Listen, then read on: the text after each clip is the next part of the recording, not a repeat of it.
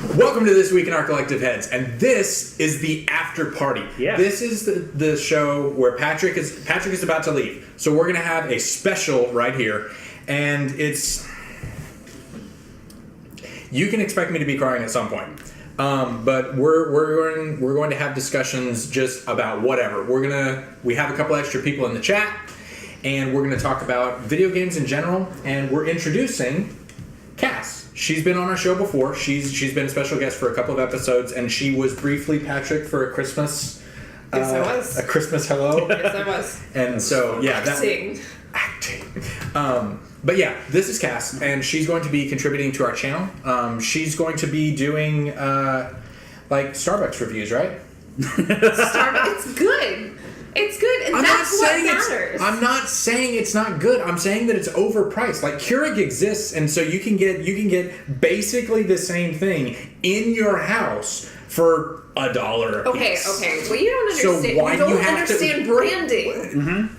Starbucks is a brand. Yes. Okay. Yes, you pay because it's cool, but that is the point. But their coffee is not that good. Like nobody's saying that you can't have Keurig. Right, but why would you go to a Starbucks and pay the premium? Yeah. Why would you go to Starbucks and pay the premium for something that you could get basically the equivalent? For the same reason and we've had this fight several times. Yeah. For the same reason But that not I on have an camera. iPhone. Oh, I don't have that fight anymore. Okay, but I'm saying because I don't have to deal with it. Okay. Yeah. Okay. And that's why I actually don't go to Starbucks. But is it $4 of convenience worth every time? It's not $4 of convenience. $2.60 or something like that. It is $4 of convenience, and honestly, espresso.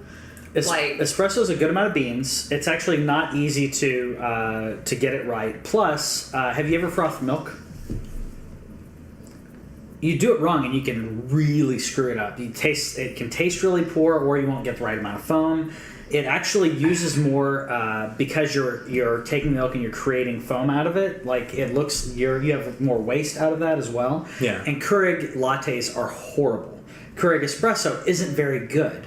It's like... Can you use froth as a verb one more time? Yeah, sure, not a problem. So, like for instance, if you're frothing eggnog, if you don't froth eggnog the right way, you actually scramble it. It's egg product. So you're telling eggnog me lattes are eggnog and milk, and if you froth, so you're telling me that I can make breakfast with my Keurig. Trust me, you don't want to do it. I tried it. Okay. I worked for Starbucks for almost 3 years. We're getting some from the chat. Word says, tell me where you can get a Frappuccino for under $4. The venti iced coffee I got for $2.95 was delicious. You cannot make a frap in your Keurig. You can't make a vanilla latte. Yeah. Okay. Yeah. So there are drinks that you can only get it. Well, that. You can get that like are a lot handful harder to make at your house and to make well. So have you ever had like the really like shitty lattes in the instant machines? They're usually at like I don't drink coffee. Okay, well then you shouldn't even be in this conversation. Because I have to pay for Starbucks on a regular basis. That's a different story. That's a different story. Cass, have you ever had the like the lattes from like they're in the instant machines? They're usually absolutely not. I refuse. Okay, so they're usually you usually find them at like the at like mechanic, like if you're bringing your car into a mechanic shop, they're like here's some coffee. It's like it's crap.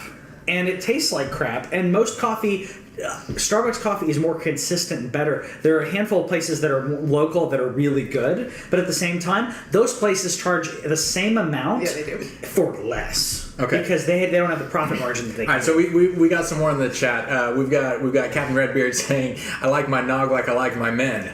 Frothy. Ooh. So which makes me feel a little bad because I shaved off some of my froth.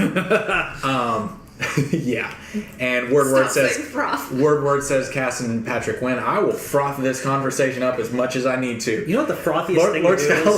Lord Scalawag, I like my men like I like my coffee, ground up and in the freezer. Yeah. So Hey, Yeah. Duncan. Yeah, shitty coffee is shitty. I like Starbucks. One thing I like about that is consistency, because the majority of the time that I go to Starbucks, I Okay. get an iced tea. Yeah. Yeah. And see, And we're the not two places, sponsored we're not by them, sponsored. but I just happened to get Starbucks earlier. The two things that I like, I'll get like an iced tea or like a cold brew coffee. I have tried. I think it's a chai something. Chai tea latte. It's I a don't know, spiced cardamom and cinnamon. It's so good. I thought that was pretty good, but I don't see. Again, I don't want to pay $5 or $6 for it. Is that something I can make in my house, like with the Keurig or something? Yes. Chai, like I've made chai tea. You can so in order to do that at your house, Okay. you're gonna have to do it the more traditional Indian way, which means you're gonna have to use like a pot. Like actually steep it. You have to steep it, yes. Okay, yeah, but, that's but, fine. But then you have to have a separate pot where you're going to be warming up condensed milk and Okay. whole milk. You have to use both of those, whatever, and you can sweeten have it to to froth taste it? and everything. You don't necessarily have to froth it for the traditional Indian way. Okay. I like mine frothy. And now Captain Redbeard and Tiff Toxic are getting all like lovey-dovey in the comments. Oh. Hello, husband. Hello, wife. I As was- if they. Yeah, as if they Hey, love each other. I was gonna say I felt really bad. We were gonna be on a super stream with them the other night. I didn't get to be. Okay, so that stream was amazing. Yeah. Okay, for anybody who's Mike watching and and doesn't follow Redbeard_TV on Twitch, go back and watch. It starts at about an hour 10, an hour 15 in there. But they have a discussion on what generation the Switch is. Ooh. Is it PS4 and Xbox One? Is it the first of the next generation? Because Wii was with the PlayStation 2, Wii U was PlayStation 3, Wii U was PlayStation 4. So does that mean No, Atari already set the precedent for this. You can have multiple consoles within the same generation. Mic drop. Atari dropped two consoles within the same the generation. 26 and the 7200? Yeah, that's right. And then And Saturn and Dreamcast. Exactly. Same thing. So we've already set a precedent. Okay. So spoilers for that conversation. I do encourage you to watch it because it's a lot of disparate perspectives on it. They're but wrong. the general the general conclusion they came to was correct. The Wii U is the beta Switch. I would agree. Because what they were trying to do with the Wii U was like, hey, you can play it off screen and stuff. It's like, yeah, but I want to go 50 feet that way. I thought that's and what you couldn't do it. I thought that's when they initially launched it. That's what I thought. it was Yeah, going that's to what do. we all thought Yeah. because it's what we wanted. Yeah. And I wanted- a couple of years later, they're like, my bad. Okay, when they said, oh well, you still have to be within the vicinity of your Wii U, I was like, oh okay, that's fine, but I can at least take it over to the bathroom or whatever and just keep playing because we all do it. Don't tell me you don't sit on the phone and check Facebook and all that. Yeah. So I want to play Wind Waker while I'm pooping. Yeah, So- well, 3DS. Yeah. Redbeard says cross console. Yeah. Like it's compatible with the same thing. So like the Xbox One X, obviously not a new generation. PlayStation Pro, obviously not a new generation. And so I can kind of see that. We're in the gray area where it's like this isn't a new console, but It's reaching the point because there was at one point there was like, okay, here's the before Nintendo. Then there's like the Master System. Yeah. There's the 8-bit, then the 16, then the easy. Yeah, and it used to be a lot easier, but now with consoles releasing at different times, it really has gotten interesting. But anyway, back to your show. So My show. Cass is going to be contributing content to our channel. We've had Patrick doing Script Doctors. This is about movies and TV too, right? It will be about TV. But it is a different thing. under that brand. Yeah. I personally am more of a TV person than movies, so TV will definitely creep in there. But basically what happened was I was talking to a friend of mine, Chris White, and Friend of the show.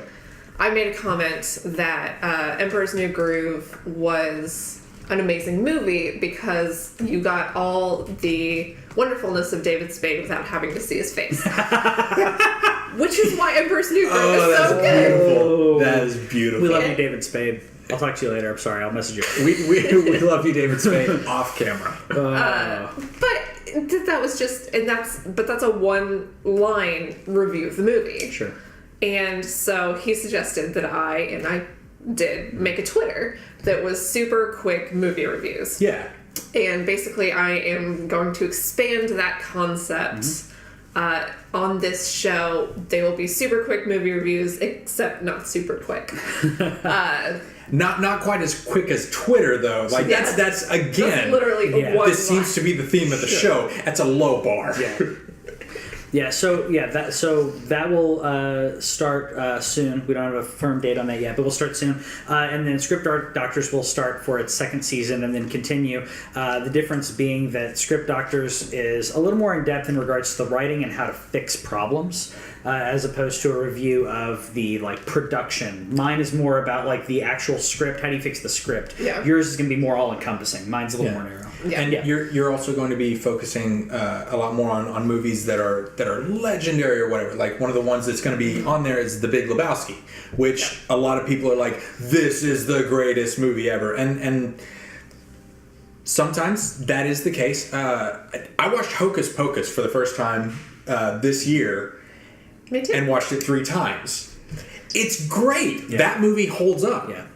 Surprisingly. It's so sweet. It is one of the most charming movies that I've ever seen. Yeah, it's a great movie, but a lot of movies it does feel dated, but that doesn't keep it from being a good movie. Yeah. One of the other fun things, period pieces don't date nearly as fast as almost anything else. I think we're also reaching a point where now we're realizing it's like when That 70s Show came out. So when That 70s Show came out, there was more time between the time that show took place and when it came out than now in the 90s. Yeah. So if we look back at the 90s now, if we look at Home Alone, the first Home Alone movie, or even the second Home Alone movie, it's dated, but it's now we're realizing this is now a period piece. This takes place in the 90s or 80s. It was easier to say, oh, that's so 80s, or that's so 70s. Now we're getting to the point where we can really we more define what 90s is, and we can really see that. We have greater perspective from a distance. So that is a period piece that was created at the same time that it was in. Also, that 70s show... Oh, I missed it. That 70s show also allowed them to make a lot of the same jokes and tropes that had been around up until the point where that show started, because shows that are pre-internet or pre-everybody has a cell phone exist in a very different comedy space than modern movies do. Like a lot of Seinfeld or Friends, like the main crux of the story,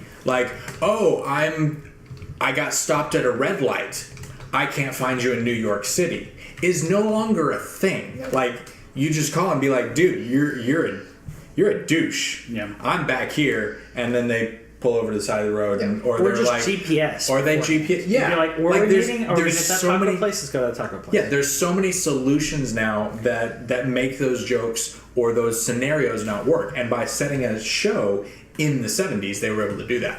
So we don't know what the schedule's going to look like for Cass's new show. Do you have a name for it? No. Okay, but this will be on our channel, and you can follow her at Cass_Bradley. Or at... Super Quick Movie Reviews. Super Quick Movie Reviews, the handle is at Super Quick Movie. Yeah. Because Super Quick Review doesn't fit. They have the amount of characters, and it's 15. Yeah. And Super Quick Review is one less than, letter too long. Okay. Yep, there you go. Yeah, that's dumb. Because it's it shouldn't be like creating a license plate where you got to figure out. Okay, so Friends does not hold up. We got a comment. I don't know who From it is. Word. It's word. Friends holds up just fine, minus the fashion. Friends holds up in the time, but not the spirit. Okay, so it holds up as a 90s piece. It holds up as a 90s piece. It's a period piece.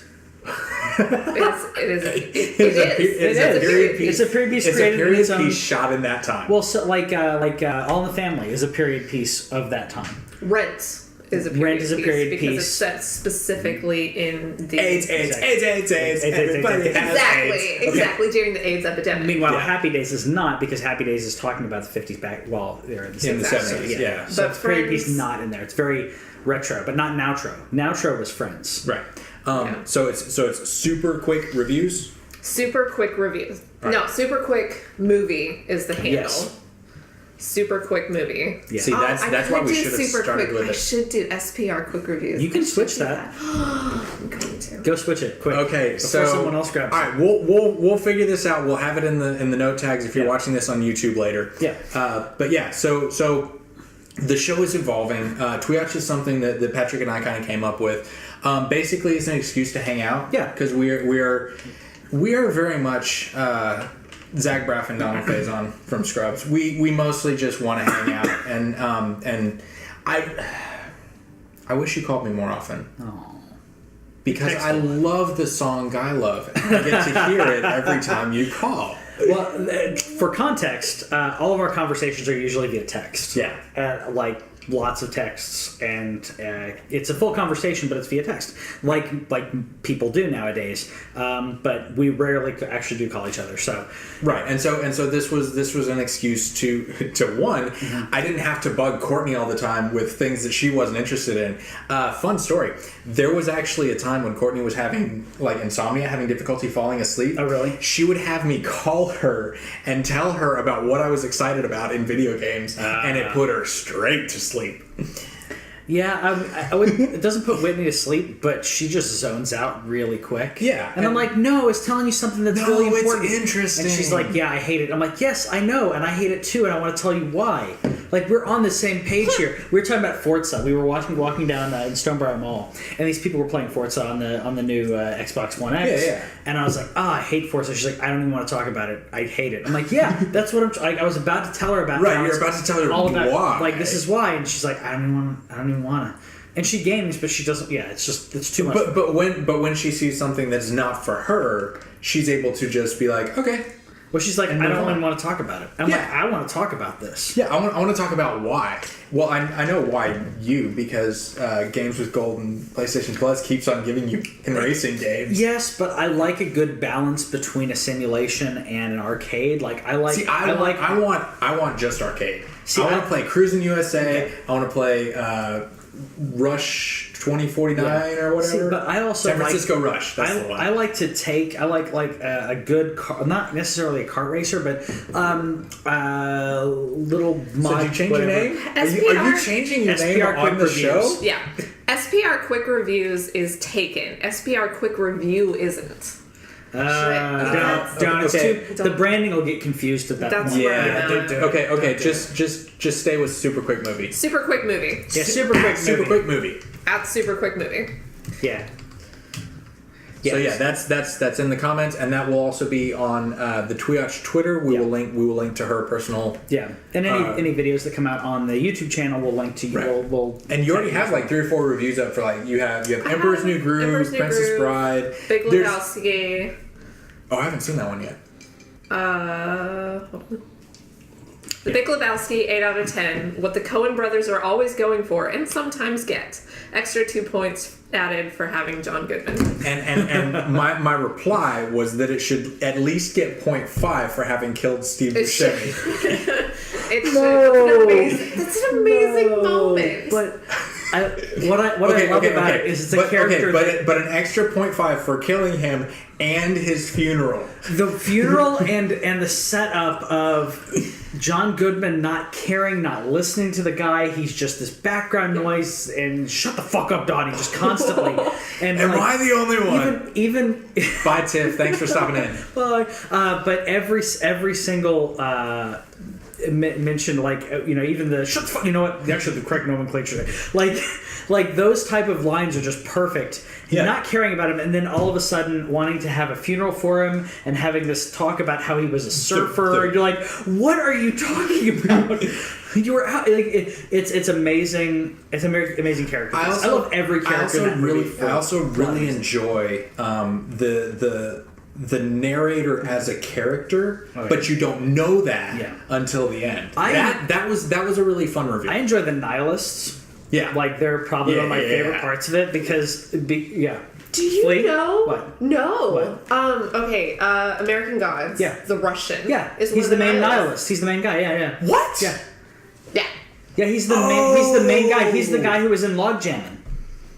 Sure. The movie. No, he's in the movie within the movie when they watch the adult movie, and he's like, oh, it's her story. And he comes over there, he's like, I'm here to fix it on a cobble, like that guy. Yeah, that is awesome. I love that guy. He's amazing. I love every character. I love the subtleties in that movie as well. In regards to, I mean, it spells out what you need to know when you need to know it. Like you're still thinking, oh, Bunny could have kidnapped herself, and then you see the nihilists all there with I guess one of their girlfriends or friends or whatever it is, and she's lopped off one of her pinky toes for this whole situation, and you realize, oh, like this is all a scam.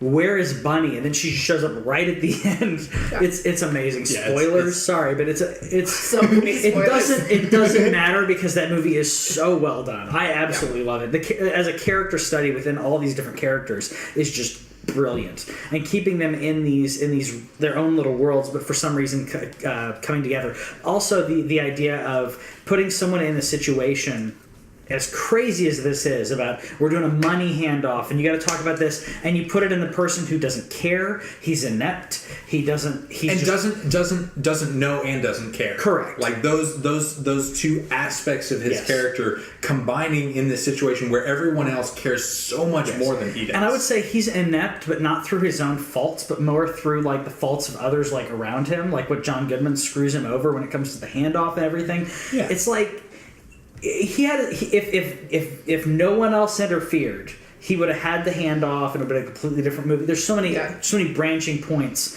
where he just goes along with it, and it would have been very Pink Panther, where he just kind of keeps going with the ride, like the old Pink Panther movies. Yeah. We got in the comments, word. Spoilers for a 20-year-old movie. Spoiler alert, we're getting old. Oh, well. Yes, we are. Okay, well, I watched it in... Not drinking to that, I'm 25. Okay. Well, I watched it when I was I think I was in 7th grade, so... You watched the movie when you were in 7th grade? Yeah. Wow. I watched Total Recall. Okay, see, I'm kind of used to being the oldest one in the group. Wait, I'm older than you, right? Like, consider 30. Yeah. I'm used to being the oldest one in the group, but I tend to hang out with younger people, so I think that keeps me young. It does keep you young, yeah. At least that's what I'm going with right now. That's why we got Cass on the show. In 2 years from now, we'll get a 15-year-old. I add the youth. Add the youth vote in here. It's also fun because she's my younger twin. Mm-hmm. Mm-hmm. You know, there's a gap there, but like I kind of groomed you, like as far as video game, like I educated you specifically in video games. To have because like Patrick was talking about, he was like, dude, yeah, then we can have another perspective, and I'm like, it's my perspective, but from 12 years later and from a girl. It is. Most of my favorite video games came out before I was 5 years old. Sure. Education. Yeah, like Super Mario World. It's one of my favorite games. At the same time, you play Assassin's Creed games and everything, so it's not. You're not one of those people who's like, I only play retro games. That's all that matters. I just love retro games. Oh yeah, retro games are awesome. Yeah, I agree. Dragon's Lair, I think, came out when I was negative. Oh, it's so good. Negative 15, something like that. But you also know. This was just also pointed out in the chat. You also know things about games that you don't play. Yeah, I do. Which is awesome, because like that's something that I've kind of cultivated for this show. I want to know about games and where games are going, what they're doing, and that's really fun. Yeah. I enjoy looking deeper into games. And so yeah, you actually probably know more about Overwatch than I do. I know everything. about it. Kat pointed out, I know everything about Overwatch. I've watched Overwatch. Didn't you do I watched the World Cup in Overwatch. I don't also play the game. You did a half-ass Roadhog like a couple of days ago. Half-ass Roadhog. It was for a bad costume. Do you need a drink? Because I need a refill. Okay. Hold on. Wait. And here we go. All right, so I'm getting refills. Do you want anything? If you have my red cup that's in there. Okay, yeah. I'll get you a red cup. But yeah, so... Yeah, give me one of those. Yeah. Alright, so talk about your gaming history, because that's something else she's going to bring to the channel, is not just movies, but she has kind of a retro/current perspective, and actually we're not the same because she thinks Assassin's Creed is good. Assassin's Creed is good. You're wrong. Assassin's Creed, honestly, Assassin's Creed it's a pretty good series. What I love about Assassin's Creed is that it's what I want it to be. It's 100% what I want it to be. Yes, it can get a little clunky sometimes, but honestly, I want to stab people. I want to sneak around, and I want to kill people. Like, that's play what I want. Skyrim. You know you can do that in Skyrim. I should play Skyrim. Skyrim is really fun. That's all I want to do. Well, like it's kind of similar to Assassin's Creed, where I'm sure someone in the comments will talk about like Tenchu or something like that. Yes, Redbeard. Yes. Yeah, it is amazing. Which one are you playing first? He's playing Origins. Is he playing Origins? He just got the Xbox One X, so he's playing it in 4K right now, which I'm about to do, and I can't freaking wait for that. When you get to the crocodile, like, tweet me, because the crocodile is there have been very few times in my life that I wanted to kill someone as badly as I wanted to kill a crocodile. Just everything that person does is terrible. Yeah, it's great. It's so good. So what I was going to say was, if you want to stab people, Tenchu, obviously you're like an assassin or whatever. But I think Skyrim, some of the Oblivion games as well, it's like you have the big open world that Assassin's Creed has, where you have this great mythos, you have this great history, you have these interesting stories, and you can play it however you want. I know you know this already, I'm playing, but like I usually start off, unless I'm straight up mage, I usually end up playing some type of thief/assassin, where I can sneak up, no one can see me, and I usually use a bow more than anything else because you can keep your distance. Yeah. But you can sneak up and stab them. But the bow system, if you do this, by the way, make sure if you have a companion, you tell the companion to stay where they are, because once you fire that first shot, the companion will run in and start attacking other people, and you lose the bonus because you get a bonus for your sneak attack. So they don't know that you're shooting them an arrow in the head, so you get like 3 times the attack or whatever, depending on your skill level. But yeah, it's great. And the Brotherhood is like their assassins group. It's like a secret cult, and they like worship this dead, like this like basic, for lack of a term, like petrified like woman that they refer to as the Night Mother, and it's beautiful. Also the lore and all the little things you can do in Skyrim, and it's like $20 on PS4 for the like full everything edition. So Switch is $60, and I hate that they're doing that, because this is a 10-year-old game at this point. I know it's on Switch, but I don't understand why it would have to be that much on Switch. The VR version, they had to retool a lot. Right. So I can understand that. I did pick up the VR version recently because I picked up a PSVR, and I didn't get to tell Kevin that yet. But I picked up a PlayStation VR, and it's fun. It's pretty fun. I can't see like playing it for hours, but it's just like at a certain point. It's so immersive though. Like in Skyrim, you're like riding in, like at the very beginning, you're riding in a cart, you're about to be executed, and I'm just doing this, and I'm looking around, and like this is the coolest thing to me, is that I'm looking here, and if I go like this, I can look around a corner or around someone. What we've all been doing this whole time, except it actually works. Yes, it actually works. If Kevin's coming right back in, but to fill you in, I don't know if you heard, I have PSVR now. It's packed up, but I got a PlayStation VR because it was on sale. So in Skyrim, I'll let you sit down, but the vision aspect of the game is like one of the cool things, where if you're looking at someone here, you can do this and look around them. You can look around an object where you're like, oh, I want to get a better angle on that. And we all do that naturally when we're playing. But now it actually means something. And I actually found myself... But the question is, does this make you jump farther? Oh, no. It probably screw some things up, too. I was thinking a racing game. Does this make you actually turn better? That'd be cool. Yeah. I do appreciate Word. Can we stop re-releasing Skyrim and get a new Elder Scrolls game? Jeez. I would love a new Elder Scrolls game. I made a prediction. Unfortunately, it wasn't right. I made a prediction that they would announce the next Elder Scrolls game. They say they're not working on it. They're working on it because these things take so long. Yeah. To do an Elder Scrolls game takes so long that they probably have been working on it. And they've been handing these off. Like Bethesda proper is not doing these re-releases. Like they're handing that off to other teams, right? Some of them. Like VR was done by Bethesda.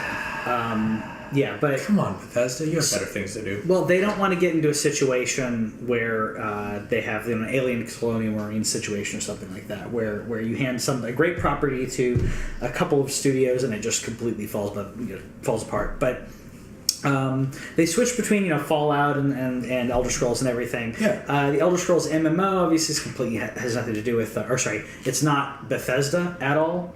Right. The lore is great in it, but I can't bring myself to play it because it's not quite Skyrim and it's not quite WoW. Who was it that did that one? Do you remember? I'll look. I don't know. I do really like the way that Bethesda holds on to their releases until it's almost time to play them. Like Yes. Fallout 4 was like what, a 6-8 month tease, and it was like, ZeniMax. hey, we're gonna announce it. Yeah, ZeniMax. Exactly. ZeniMax is the one. Exactly. Fallout 4 was announced less than 6 months before it was released, that's why if they announce, which was wonderful. when they announce the next Elder Scrolls, it'll probably be I don't know, maybe next E3 or something like that. But whenever it is, it's like, hey, it's going to be out in like November. Yeah. And everyone will lose it at that point because Skyrim, I know that they keep re-releasing it, but it's because they realize that with this generation you can do that, where they would be doing that had they been able to with, say, something like Morrowind, which there's a team doing Skywind right now. They're working on a Morrowind. I like that one. So it's all Morrowind, so Elder Scrolls 3, using the Elder Scrolls 5 engine. They've taken the characters that had just text, they've actually gotten voice actors like remote, just people who audition or whatever, and bring them in. So it's going to be a fully voiced version of Morrowind, but in the Skyrim engine. All right. So as far as games that get re-released, which do you think is the best re-release ever? The answer is Super Mario All-Stars. Yes. Because that is also hands down the best cart ever released. Yeah. Super Mario 1, Super Mario 2, and I'm doing the one that includes Super Mario World. So you get 1, 2, 3, Super Mario World and Lost Levels, which was Super Mario 2 in Japan. But that particular iteration of that game, it changed nothing but the graphics. And it brought it up, and it allowed you to do all these things, and you got to keep playing, and you got just a collection of amazing games. And I've been playing on the SNES Classic, which has been remarkable. And getting to play that with my girls. I actually never played Yoshi's Island. Okay. I have a new sympathy for people who are trying to get into platformers now, because I'm always like, Super Mario's not that hard. Super Mario World's not that hard. Yeah, maybe they are, but I put however many hours into that game, and it's just automatic for me. Like you're playing through Super Metroid, and like you got to a boss, and you're like, this is really hard, and I'm like, no, you just shoot him with a missile. Then when he opens his mouth, you shoot him with a super missile. Yeah. You do that 5 times because you only have 5 super missiles, and then he dies. But also, nothing in the game communicates that to you. But also, when I got to that boss, I was like, this is really hard. I don't feel like I have enough health. I don't have enough missile, all that stuff. Sure. And you were like, oh, no, because you got all of these health bonuses, and you should have like 35 missiles at this point. I'm like, I have 10. Yeah. Because you missed the bonuses. But because he knows the game so well. Yeah. And Exactly. I know where all that memorized stuff it, is. it's different. Yeah. Okay, so Bad Moon Pie, we've got Super Mario 2 rocks, for the record. Are you referring to Doki Doki Panic, maybe? Yeah, he's talking about Doki Doki. Okay, that's what I thought. And yes, it does. It's a good game. It's not a Mario game. Especially with the Huh? She. Bad Moon Pie's a she. She's talking about Super Mario. Okay. I don't know bad. Oh, okay. Cat. It took me a minute. That's why we have all the pies. She. Yeah. I saw pie and I didn't know. I didn't know who. Way to be sexist. Okay, I'm sorry. I assumed it was your brother. I saw the How is pie that not sexist? because I didn't remember what his handle was, and I saw pie in there, so I assumed. Oh yeah, no, that's all the Bradleys. I don't know how that got started, but all Yeah. the Bradleys are fine. The funny thing to me is that I am more like, balls deep into gaming in general. Yeah. And yet this was a trend that I latched onto because they had the PlayStation 3 before I did. And so I was like, yeah, Twin Pie, that works. But yeah. Ooh, I'm going to see They Might Be Giants on January 25th. Cool. Well, there you go. Whitney, okay, so you don't know They Might Be Giants? I do not know They Might Be Giants. Really? Okay. Homer started it with Kurt. Yeah, it's kind of a weird bad joke, so that makes sense as the origin story for that. I honestly I didn't know. I just read pie and I didn't remember. You didn't remember how many pies there were. I didn't know there were multiple pies. Okay. So there's Bad Moon Pie. Uh-huh. There's Brown Dog. Brown Dog, Pie Dog. Brown Dog, Pie Dog. What's Kurt's? Mine is twin _ Beat pie. Down Pie. Beat Down Pie. It was a requirement for Cam buying my PlayStation.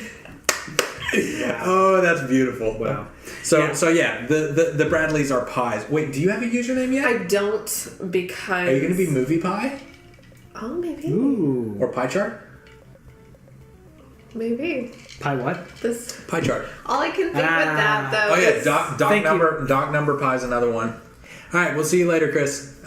Redbeard, thanks for showing up. Yep. Thank We you for appreciate it. thank you for the compliment. Okay, before you go, do you have a question for the panel here? So yeah, If he because of the way that Overwatch works, they ended up with a bunch of extras. So we have Doc Number Pie and Live and Pie Hard. Okay. Gotcha. Because why not? I had no idea. I mean, mine's just a Beatles reference, but most Yeah. people don't get it. So, How do you? because Okay. I don't know. Okay. I didn't used to know Beatles as I do now. Me and Mr. Mustard. I don't know what else Abbey you Road? would think that would be. Sure. We have some educating to do. It's Poop Trash Pie. Nice. It's good educating. Poop My trash. favorite game released in 2017. Well, I have your answer, Chris, and I'll give it to you right away. The Super NES Classic was released in 2017. Final Fantasy VI released in Super. That doesn't No, count. No. Zelda Breath of the Wild. No, it doesn't. Infinity. I am. We had on a level 1 to Infinity. How excited are you for The Last Jedi? Infinity. I am to the point where when you're really excited about a movie and you start to get angry that it's not out yet. That's where I'm at. Obviously. I'm excited. I but almost wore also, my Star Wars shirt on today. Angry that I can't watch it. It's going to. I know it's going to be great, and I don't usually overhype myself or hype myself too much at all. You don't let yourself. Yeah. I can't help but because episode 7, for what they were doing, episode 7 was their way to say, hey, we're doing classic Star Wars, it's okay. Everyone's like, oh, it's remember too when much. Star Wars was good? Yeah. We're doing that. Yeah, they member berries that shit, and they did that for a reason. Yeah. Member berries. Sure. God damn you people. Okay, so they Just say yes. And they, we'll move they on. gave Alright, enough. Hold on, no.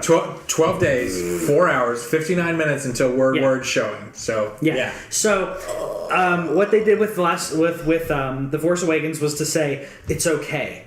We're doing Star Wars. It's really Star Wars. It's gonna not. be, It's gonna be Star good. Wars again. Yeah. And Full they did Metal that- Penny is on a media blackout. And yes, I will not. I promise you, I won't spoil anything. Do not turn away. Yeah. Okay. So we don't want to spoil anything. But not even trailers. No, nothing. No, we're not. We're just talking about Don't worry. general hype for the movie. Yeah. So episode 7 showed me we know what you want. We're going to give you what you want. We're going to hand this over to some new people, but this is still Star Wars. It's okay. No. It's not still. This is Star Wars again. Yes. Because we left Star Wars in 2001. 99. And then we got back. 99. Episode 1. Episode 1 still has Star Wars in it. It has midi-chlorians. It How has dare it, you? it has midi-chlorians, Yeah. but they didn't go full batshit insane until episode 2 and 3.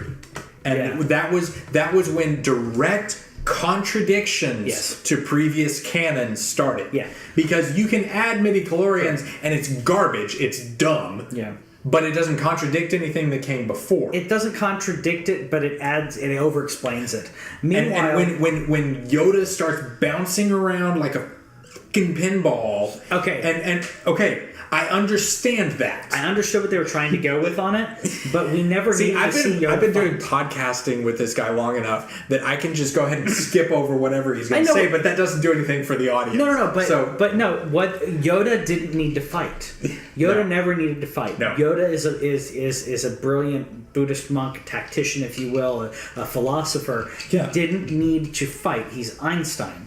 So, which is also fascinating because Lucas himself is a Buddhist.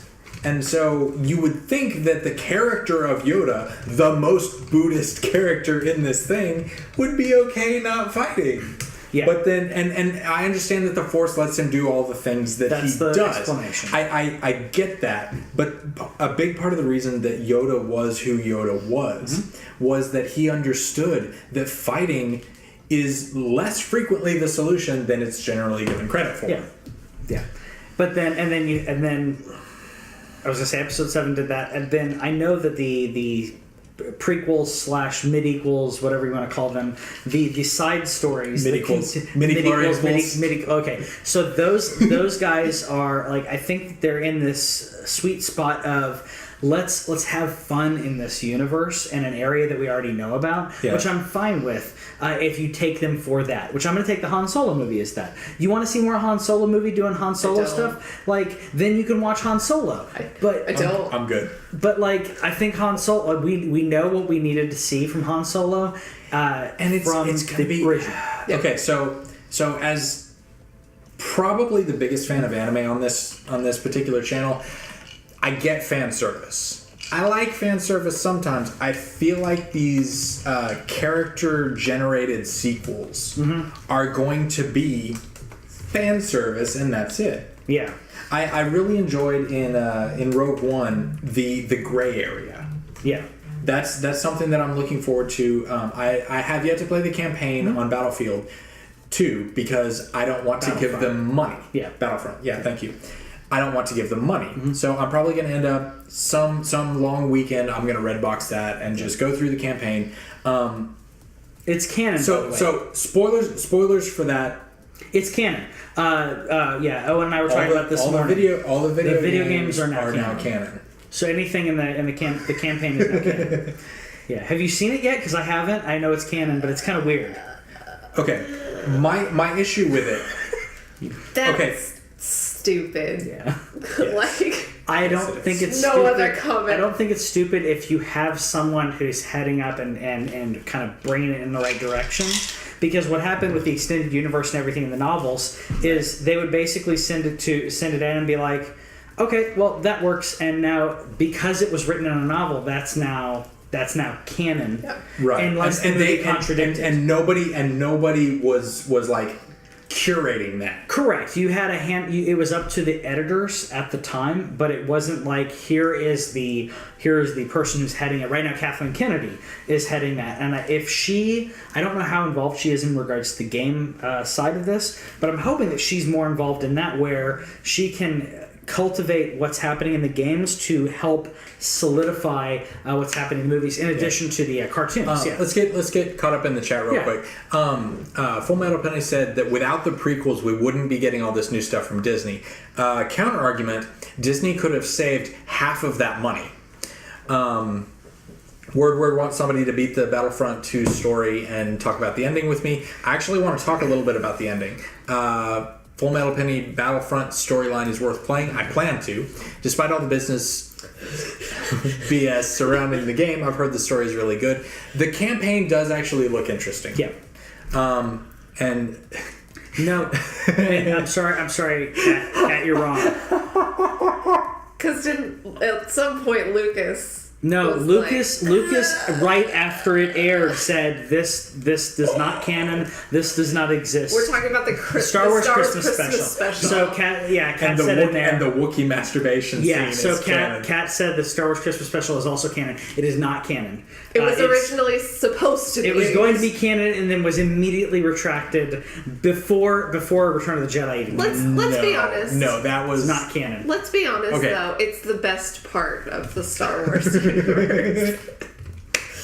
With whatever that opera thing, whatever that weird Yeah. sitting on like It's- bubbles. Yeah, so it's the same thing that's going to happen. By the way, if you didn't hear about the the next Halloween movie, the next Michael Myers Halloween movie, which is going to be a sequel, I believe, a sequel to Halloween 2, Halloween 3 through 9. Welcome to the never Patrick happened. monologue section because Cass and I have no idea what he's talking about. You didn't see Halloween 1 and 2? Are you gonna Maybe make at me some watch point. them? I might. Have we talked about that? Not Halloween, but I'm going to make you watch some We stuff. haven't talked about. So I'm. that That was part. the other part. So we have super quick movie reviews, but the other part is we haven't decided in regards to format for this yet. Yeah. If we want to MST3K it where it's more like scripted in regards to you being like maybe like I don't know like kidnapped and you have to forced to watch really bad movies. Or if that's it's essentially just what's going to happen. that's in real life. basically It's what's going gonna to have happen. to. Okay, I will not subject you to horrible movies. I will subject you to movies that I think have redeeming qualities. Cass got your back. The patriarchy will fall. Okay. This is a consensual. It's a is consensual situation. technically. So it's like Okay, it's like technical hold on. consent. It's like media BDSM. Like I'm gonna make you do stuff. You've already consented to I've said stuff. consented. Okay. Patrick, So I mean, I don't have a Cass- safe word. you have a safe Next word time- and you're now my okay. sub. So deal with that. next. God, Patrick. Okay, I could go next worse. time you're going to talk about BDSM and consent with my little sister, please wait until I leave the room. Nope. Okay. Nope. Now But, like, if every we're- conversation about the BDSM will happen while But you're honestly, like, sub, really? present. Yeah. At no point No, would I That's ever. the joke. That's why it's saying. funny. That's why it's No. funny. Just saying. I'm Switch. How about you? Don't. Oh, sorry. Yeah, I'm done. Yeah, I'm Dumb. done. Yeah. Don't. Yeah, we would I know fight. you. Totally We would yeah. fight. Yeah. Yeah. That would be With interesting. how much I like leather. Which wouldn't be bad. So, we're going to keep this up as much as we can to make Kevin uncomfortable. So, no, I think that. I don't think you have the capacity. Really? Yeah. All right, so I have so let us many know things I let want us to know do in the right, comments. say right now. Let us know in the comments I / think I could do chat. it. But I'm not going to do that because I respect Cass too much. Let us know in the comments / chat.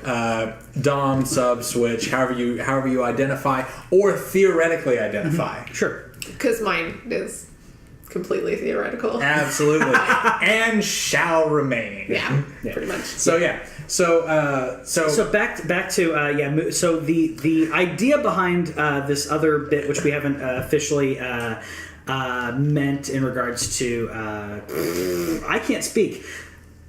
It's hidden. So the other show that we're going to be doing is basically I'm going to subject Cass to watch certain movies. They're not going to be horror. I'm not going to search for the worst. you're movies. not going to go all the way down to the bottom of the basement. We've hit of the- Birdemic, and we've hit a handful. You You're not- made me watch that. Yes. Right, but what That's he's fun. saying is he's not going to make you watch it for the channel, which means that as of now, you will not have to watch Hand of Fate.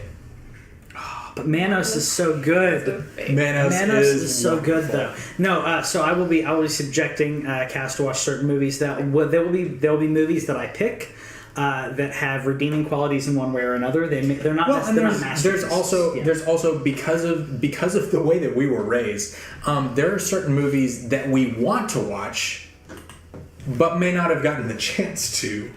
Because there's a whole media section that we just didn't get to watch. Okay, last night, for example, I watched Major Payne. That came out at a time when I should have watched it. Yeah. That movie is hilarious. She's mistaken.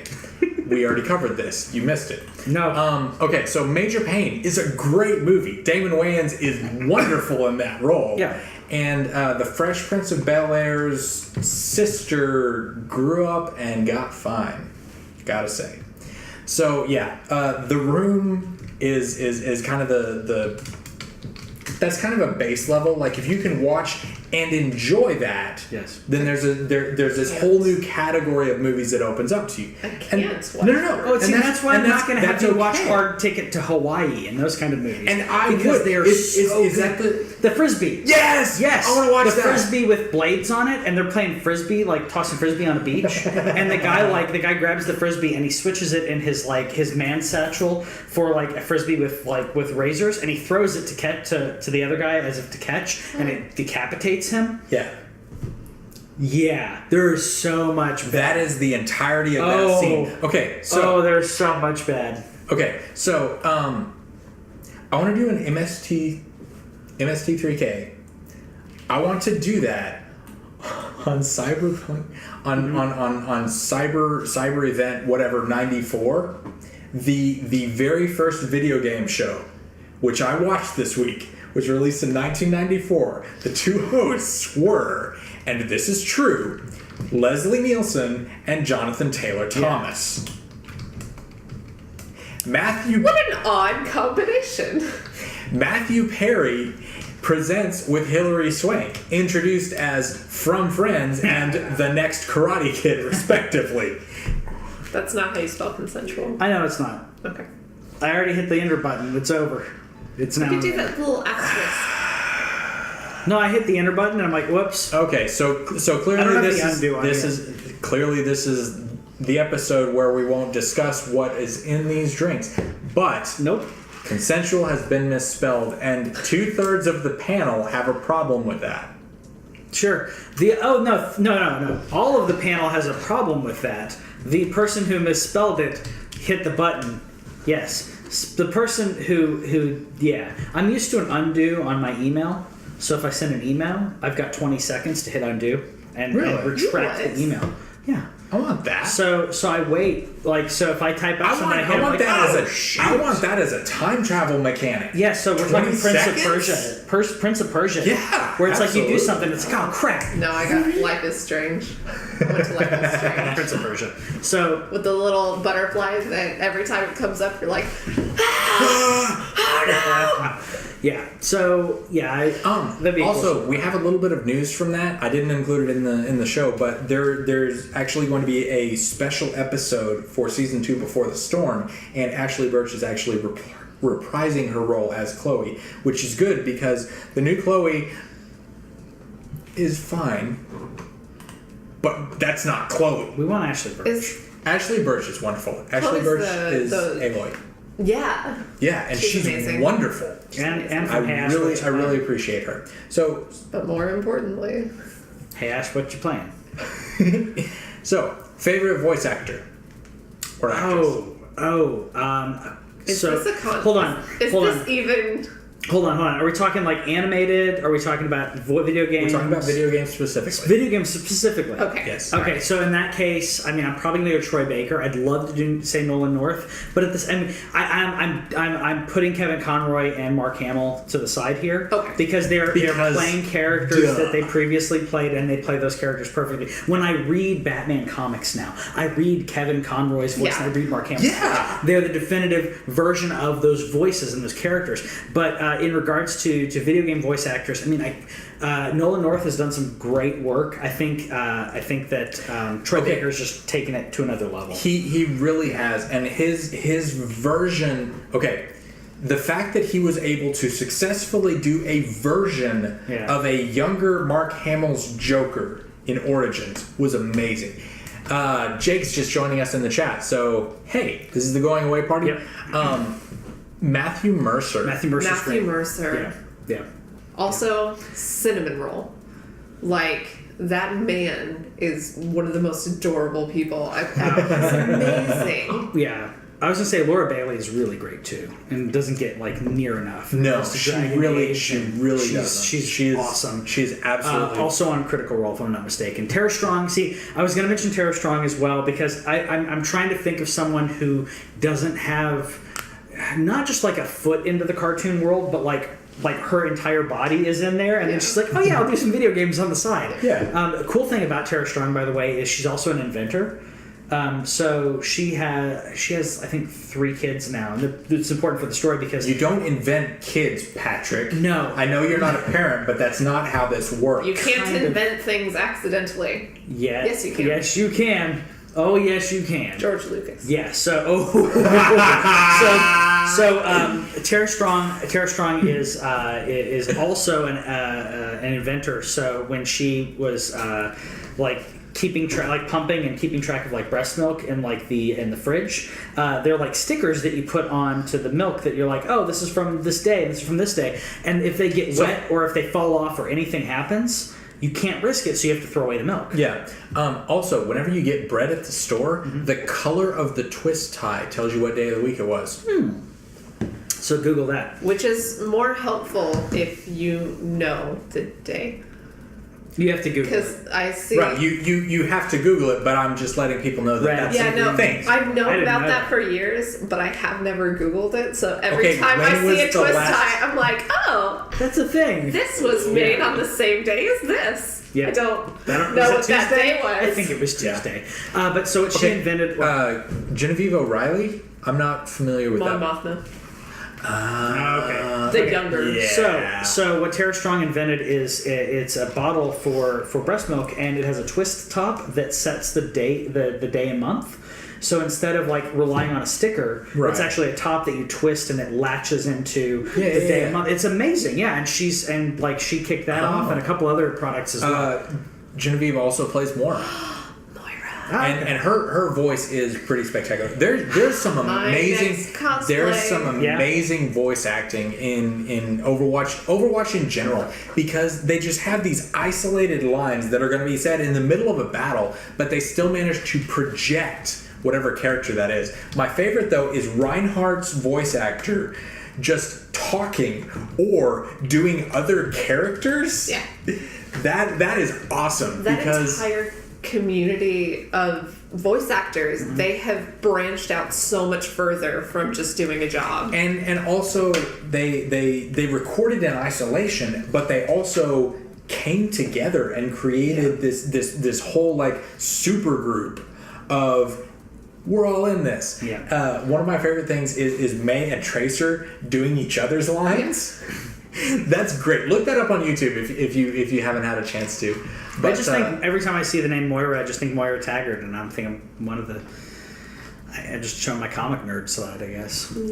Yeah. when do you not? Oh, I don't know.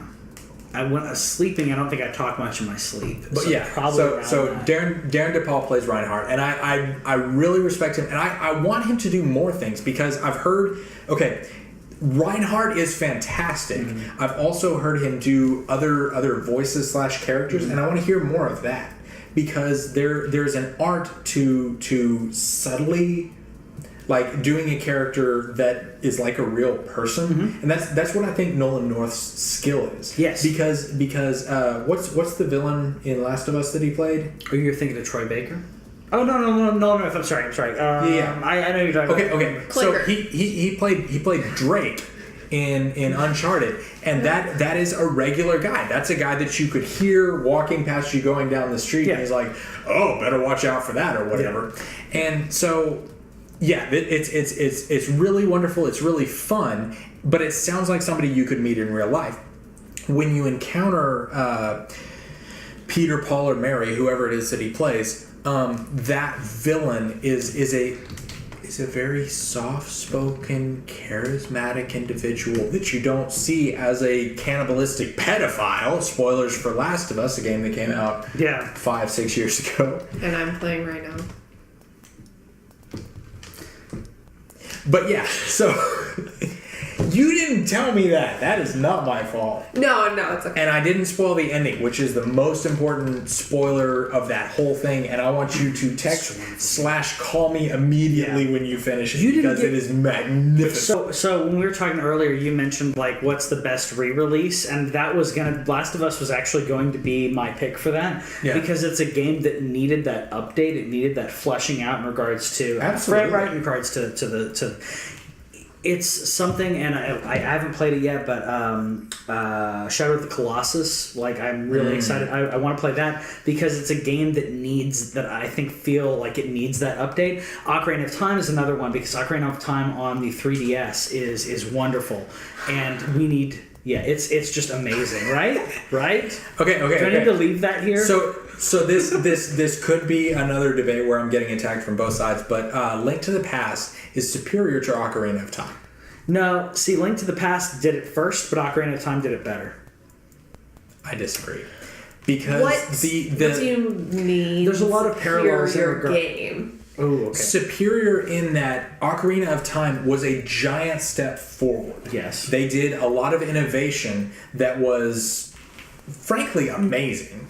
However, in the 16-bit era, they had perfected a lot of things that started in the 8-bit era, because it has the same perspective as the original Legend of Zelda. And so in bringing that to 16-bit, they were able to perfect what they had started with Legend of Zelda and with other top-down type games. Ocarina of Time was necessary to move forward, but because of the innovation, there are some missteps. Like trying to aim the bow is a huge pain in the butt. So is a GoldenEye and every other game in that context. You have Okay. I realize that in that time it was one important, two necessary. Not Skyrim. Whatever. Skyrim. Not Skyrim. Not Far Cry. You know what's great about Skyrim? Playing it in VR with the Move controllers, because you do this.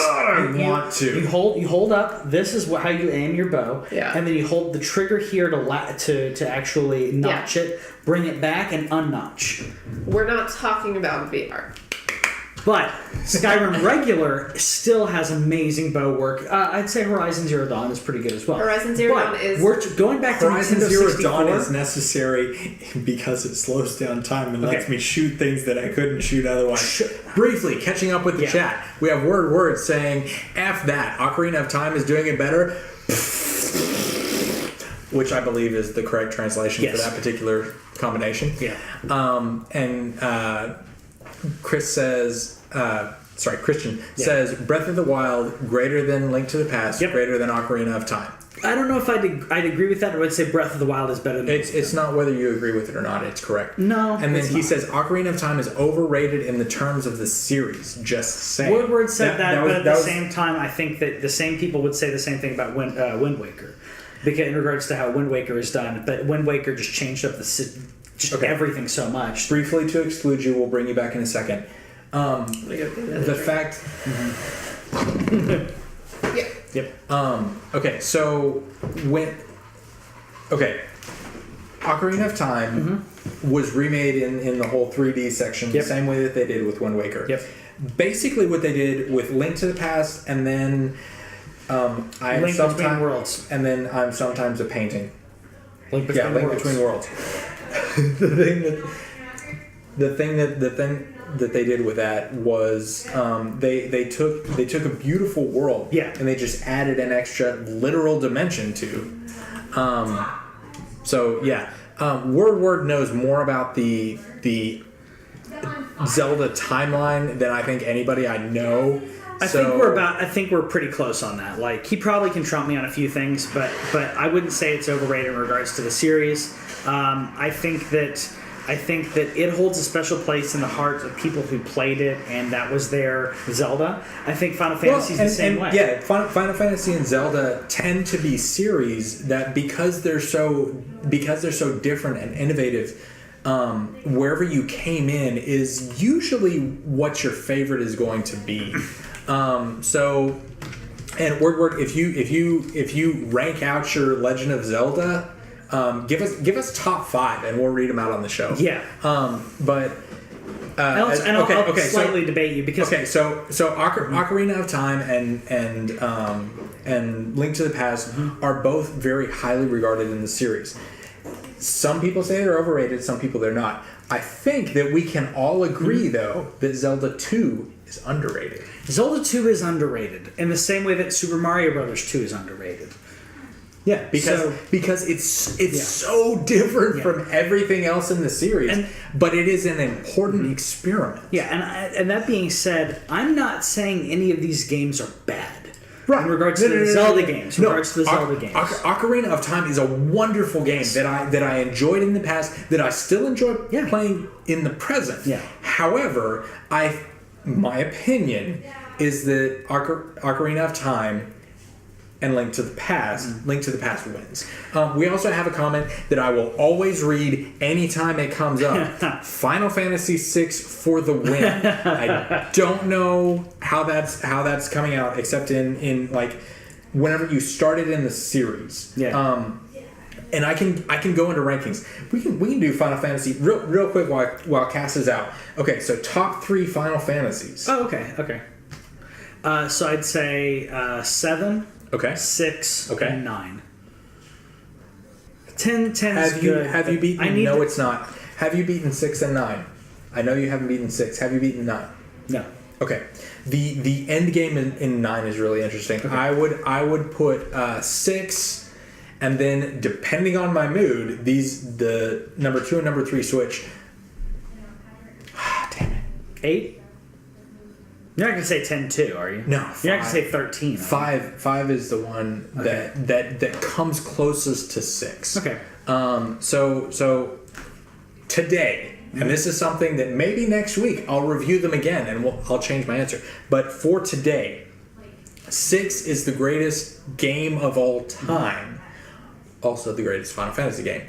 5 is right up there, mostly because of the versatility involved and my appreciation for how amazing the job system was that they managed to put that into a 16-bit card. Yeah. And then next to that, I oscillate between 8 and 9. Today it's 9 because I'm feeling nostalgic. Okay. So yeah.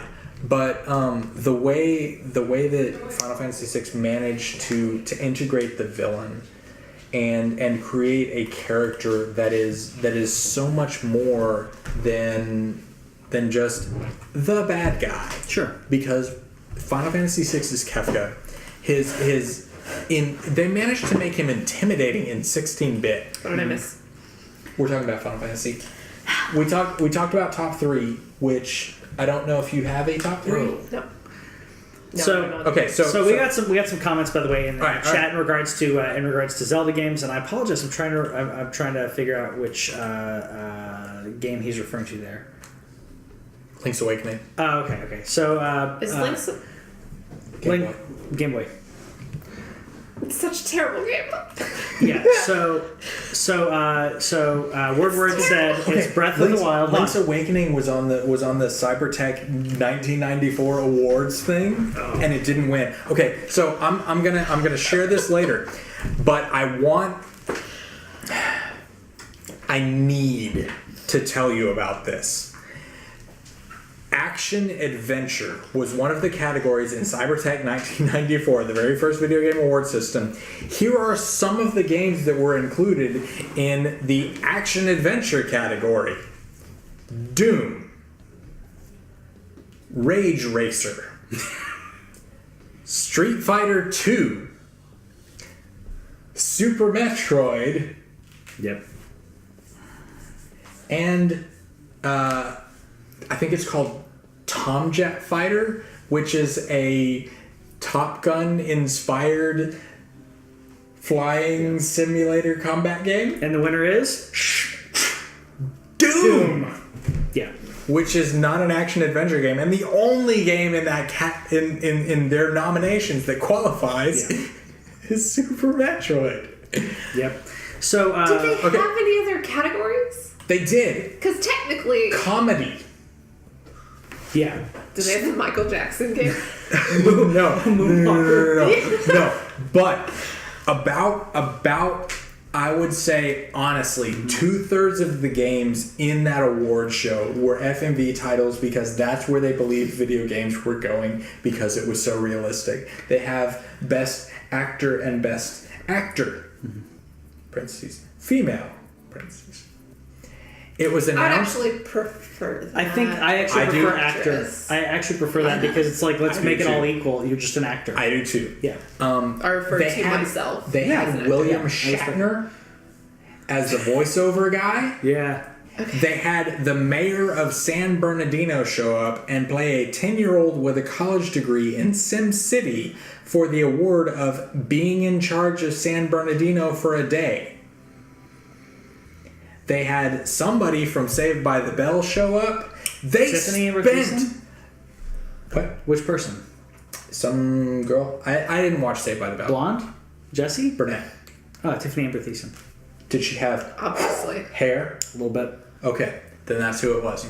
But yeah, Jonathan Taylor Thomas and Leslie Nielsen with a cameo by Christopher Lloyd. They spent money on this. I don't know how that happened. Yeah. Okay, Zelda rankings So, by word. Zelda word, ranking go. by word. Breath of the Wild, followed by A Link to the Past, Majora's Mask, Wind Waker, Link's Awakening.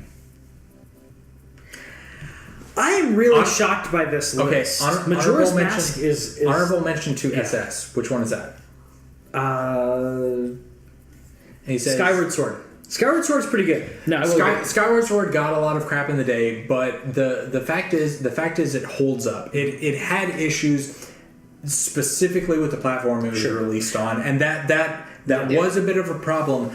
But honestly, their approach to dungeons kind of outweighs a lot of that. The Majora's Mask being ranked on here above Ocarina of Time is interesting. Now, I have an interesting view on Majora's Mask. This is my personal view on Majora's Mask. I feel like Majora's Mask should be viewed as an expansion to Ocarina of Time. It's scary. Yeah, Sorry, it's we're paying very attention. scary. It's very scary. I feel like it should be viewed as almost. They couldn't do it at the time, but it's almost like a DLC. It's a DLC. Yeah. It's a DLC. Yeah. It's like, Because let's take all the same assets. Let's same, give same engine, a lot of the Yes. same models. Yes. And they just transfer. And it's very good. It's scary. It's dark. It's freaky. It's and dark AF. And there's the game theorist theory and the fan theory that all of it's taking place basically in purgatory. Or you go watch game theories on that. Basically, the idea is this is the timeline where Link died. And like this is all like go watch them. I can't do it justice. I can't do it. Yeah, I can't do it justice. But it's so good. But it's very good. It's very dark. But I love game It's theorists. actually really good. So Wind Waker, I think Wind Waker doesn't get enough credit for what it did. I think that because it's so lighthearted and wonderful and fun, unapologetically fun. You and I were around for this. Yeah. But when it first came out, there was like, why are you doing this to Zelda? Based purely before it even came out on the art style. You were there for that? Yes, I was there for that. I am sorry. I never got over it either. Okay, well, I hate Wind Waker, and I shouldn't, but I hate it. It took me 3 times playing it to appreciate it, and then I realized. Okay, so I had to see it. I had to see it now and get out of that idea because when for a similar situation, Final Fantasy VII was my jam. And I played Final Fantasy VII for like probably 4 or 5 or 6 months. Like that's all I did was play Final Fantasy VII. Totally. Yeah, because it's such a good game. It's good. It's great. It is. Then Final Fantasy VIII came out, and it was not Final Fantasy VII. Final Fantasy VIII is not a bad game. I'm not saying it's good. I think 7 is Okay. The draw system is shit. The draw system Yes. is awful. Yes. But what I'm saying is, However, discs 2, 3, and 4 take place in a dying fever dream. That's pretty awesome. Hold on. It's not canon. I thought 8 was okay. No, when 9 came out, That it was is so absolutely different. the truth. 9 went so far different than 7 That is beautiful. that I hated 9 and I needed to play. Hold on. At the time, I hated 9. 9 is beautiful. Because what I wanted was more 7. 8 was like fair. okay, it's not great, but it's a thing. Yeah. 9 was so different that it angered me. It wasn't It angered for me. you. I didn't know it wasn't for me. You're allowed to have your opinion. Yeah. And like it was that my opinion. Absolutely Hold on. makes sense. That was opinion of what is that? 17-year-old Patrick, 18-year-old Patrick. That was not my current opinion. I would like to feeling meet like I was a little 18-year-old bit Patrick. No. Like I absolutely understand that. Again, because I hated Wind Waker. I hated it because it wasn't Ocarina. Yes, and like I said, it took me 3 times of like I should say 4 times of like, no, I need to get in this. I actually had to sit down and make myself. I got it on Wii U, and I went and played through majority of it. And realized what they were doing with it, and realized how the different take that they were taking on it. Now that doesn't mean that it was going to be the future, because every time we look at these new video games, we think, "Oh, this is the series. This is where it's heading." This is where. And Wind Waker was not where it was heading. It's an outlier. It was an outlier in regards to a different timeline that also links up with some of the mobile games. Yeah. But it's not. It's not the Ocarina that I wanted. It's not Twilight Princess. Twilight Princess was very good. Yeah. It's different, but it got a little closer. Twilight Princess, I feel like, was a knee-jerk reaction to Wind Waker. Yeah. Wind Waker went very cartoony and went, oh, let's go more realistic. People don't like this. They had to hit that happy medium, and Breath of the Wild hits that medium. It is probably one of my favorite games of all time. It is so good. So we have some more in the chat. We have another ranking from Jake, which he has Breath of the Wild as number 1, Link to the Past, Majora's Mask, Link Between Worlds, which I find that one interesting because as far as for me, the Legend of Zelda series, one of the important elements that needs to be present is innovation. And I feel like Link Between Worlds, they added an extra dimension to a world that already existed. Agreed. And then Agreed. As number 5, he has Wind Waker. It says and then Bad Moon Pie says, along with the music, go read. Oh, this is back to Final Fantasy VI. Yeah. Along with the music, go read the breakdown of the musical structure of the finale and how it reflects his stages. And I will take literally any opportunity to talk about Final Fantasy VI. So let's close out the Zelda bit and let me just talk about Final Fantasy VI. Ocarina of Time's best game. Ocarina of Time. Breath of the Wild may have beaten it, but Ocarina of Time is just so wonderful. And the reason that I think it did it better in regards to like the actual gameplay, shut up, the Patrick. story. Brief.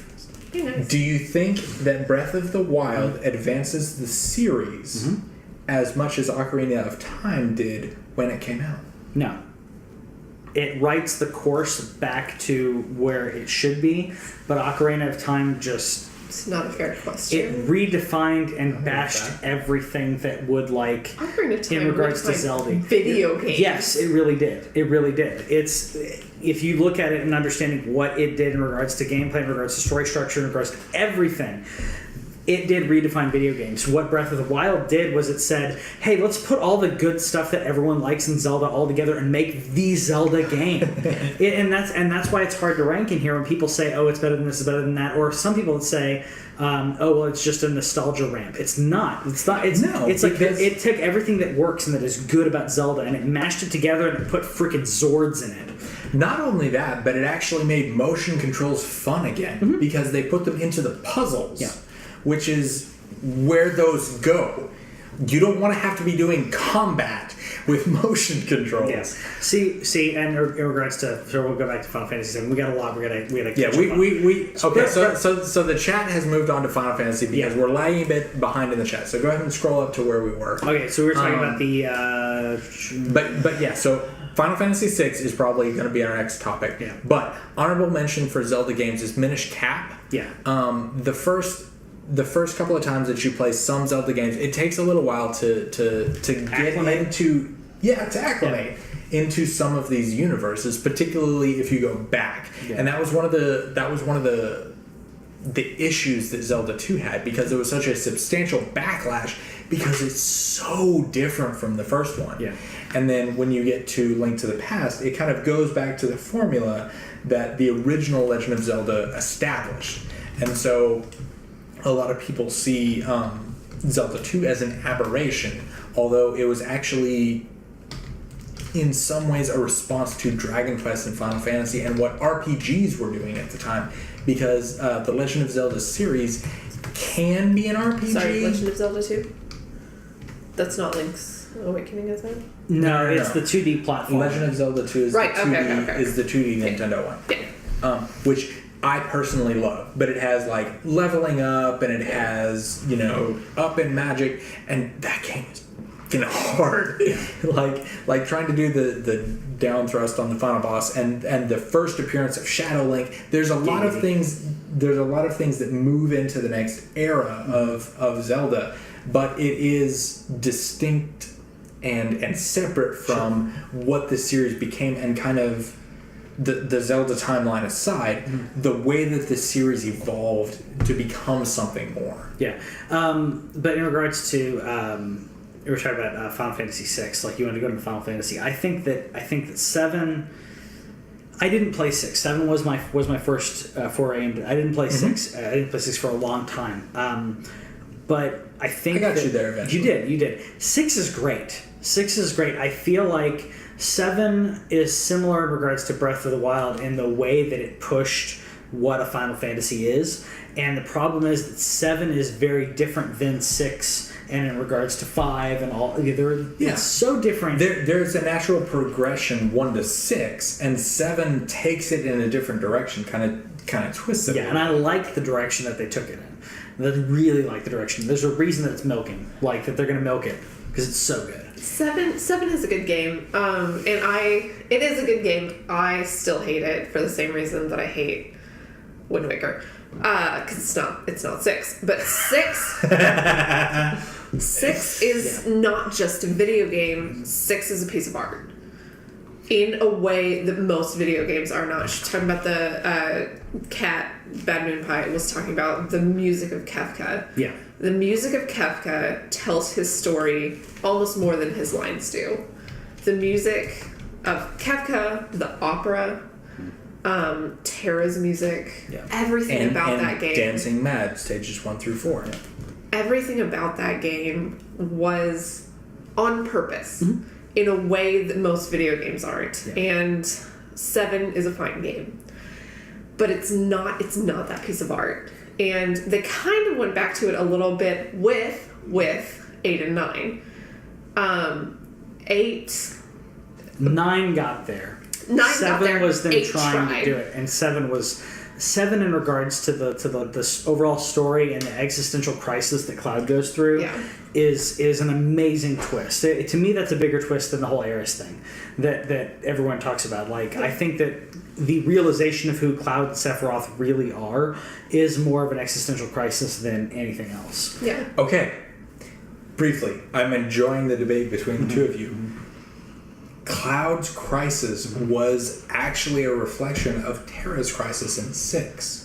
Dealing with the fact that she was neither human nor Esper, but trapped between the two worlds and not knowing where she fit. Yeah, but she didn't have false memories. She didn't have fault. That is one of my... Didn't she? She had her memories erased. She didn't know her origin. know who she was. He had a fake origin that he didn't know. And he has thought the whole time that he was... That's barely a step forward. No, it's very different. That's the whole... It's not a step forward or backward. Okay. Step Blade Runner? sideways. Blade Runner? You saw the new Blade Runner? Catching up with the chat. Word says Final Fantasy VII is the Ocarina of Time of Final Fantasy, and absolutely yes, because it was an adventure into a new era, into a new medium almost. Because video games from the 2D to the 3D era became something different. Bad Moon Pie says that Final Fantasy VI proves that fans want lore, music, and character complexity. Agreed. On the way home, my days get mixed up a little bit, but on my way home this morning, I actually listened to the soundtrack of Final Fantasy VI because that is the greatest soundtrack. Yeah.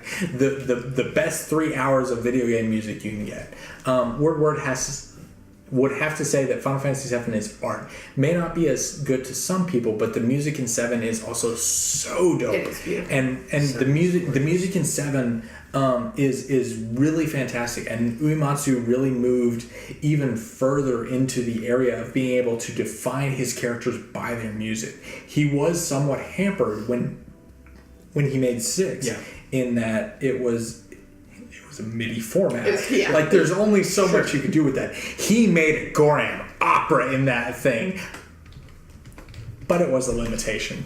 And being able to move into the CD realm of music, because music took up a good portion of the discs on Final Fantasy VII, because they went so far into the orchestral, and Uematsu was able to do, for those of you who don't know, Nobuo Uematsu, the composer of Final Fantasy 1 through 8. He got a little bit of... He didn't compose 9? He worked with Mitsuda from Chrono Trigger on 9. Okay, because Nine's Nine's menu music is something that I would listen to. Legitimately, it's so gorgeous.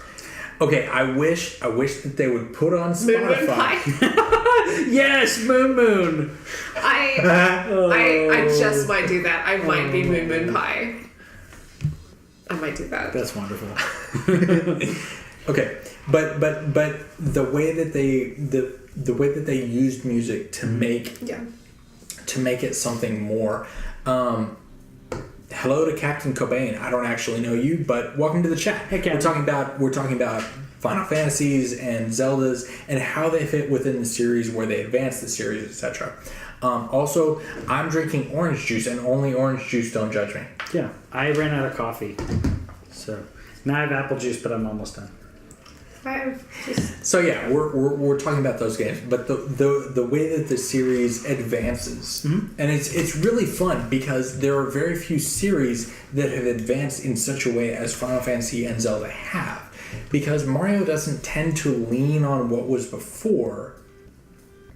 They have kind of the 2D series, which is kind of a weird thing.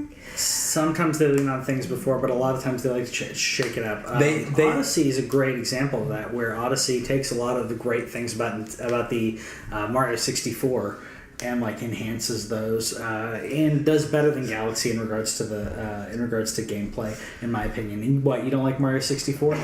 It's so I know. It makes me so angry. Oh, that's awesome. It's the epitome of, where am I? What do I do? I love it. It's in the name of the objective. Yeah. Jeez. Yeah, you get 64 stars. That's the objective. What would you like? I'm good. Thank you, though. I didn't know you were getting that from me. No, I'm good. Okay, 64 is a tough one to get into. I do hate 64 because it's not Mario World. Yeah. No, and maybe it's because I played it when I was 7. But there's something. When did you play about Ocarina? Were you 7? I was 7, and then I was 10, and then I was 11 and 12 and 13. I've played Ocarina so many times. That's how time linearity goes. Come on. I've beaten it 7 times, but I think I've played the beginning dungeons, like leading up to getting 3 gems. Like I've played that probably 40 times. All right. So what's the game that you've played the most number of times, start to finish? Mega Man X. Yeah. Because it's beautiful. Also because I'm the youngest of 6 children that all like video games, and so the hierarchy. I'm gonna bring the chat into this because it's relevant at the moment. Bad Moon Pie says maybe if someone didn't hog the consoles all the time, we would have played more. Oh, who's that? Who hogged the consoles? I think it was absolutely you. I was actually talking about this with one of my people today. And when growing up, we had a system.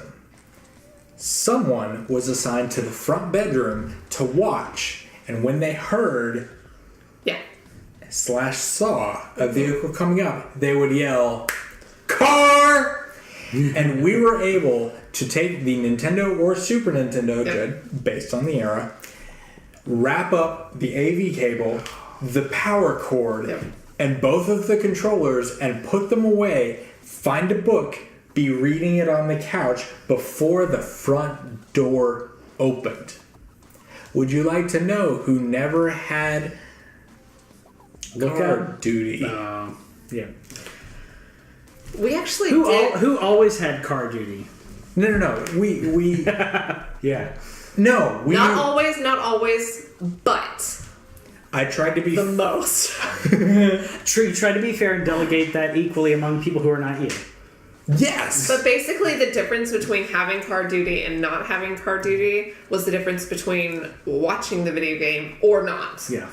It was still always you playing. And we actually got to the point where no one had to do card duty because no matter what game we were playing, we could hear the car door shut. Oh.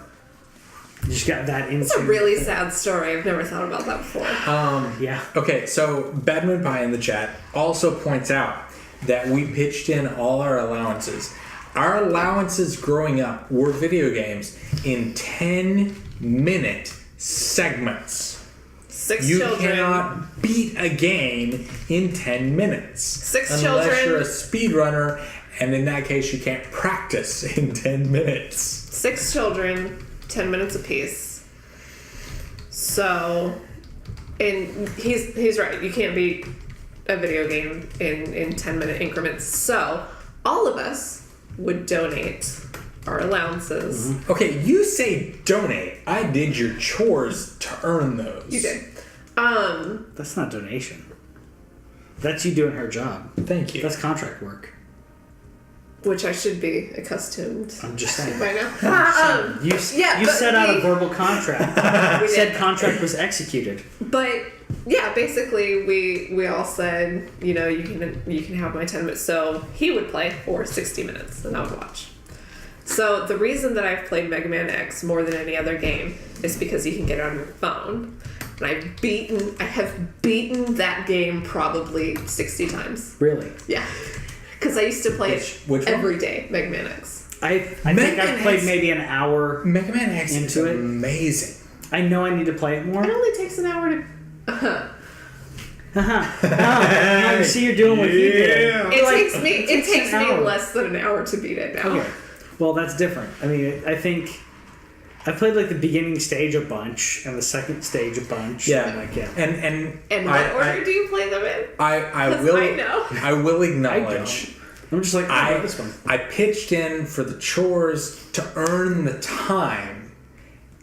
However, I received preferential treatment as the oldest brother and as the person who was the most obsessed with this stuff, which is why I have a video gaming channel and nobody else does. That's exactly I right. rest my case. That's exactly right. So we're gonna give you a Yes, lot more. also, sorry, we did also, our allowances, we also pitched in to buy the SNES. But he said No, he you said he did didn't. the I chores. sold it to WordWorks' dad and all of my games to get the Super Nintendo.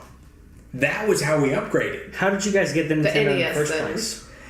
My Sunday school teacher, my last year of middle school, gave it to me. As a gift. I acknowledge Yeah, that's that. fair. Yeah. It was. But we bought a lot of the games. What games did you buy? I was 3. Exactly. How much money did you have when you were You have no. $4. $4. That was a lot of money. But I donated it. As a 3-year-old, yes, you did. So and I appreciate it. So let us know in the comments what some of your favorite childhood memories are playing games. I didn't have this restriction, so Nobody had these restrictions. These restrictions all. were specific to us. at all. So I'm sorry about that. But anyways, let us know in the comments what some of your favorite childhood memories are that are unique or they're fun stories in that. And stay tuned for more amazing content that we give you in regards to games and movies, because more movie stuff are coming, and TVs. Indeed. See you later. Thanks for watching This Week in Our Collective Heads. Subscribe over here and click the bell, and that way you'll know about any new videos that we put up, because we put up a lot of gameplay, a lot of stories from games and stuff like that, and gameplay is down here. Yeah, and you got more editorials and news stuff down here. Check it out.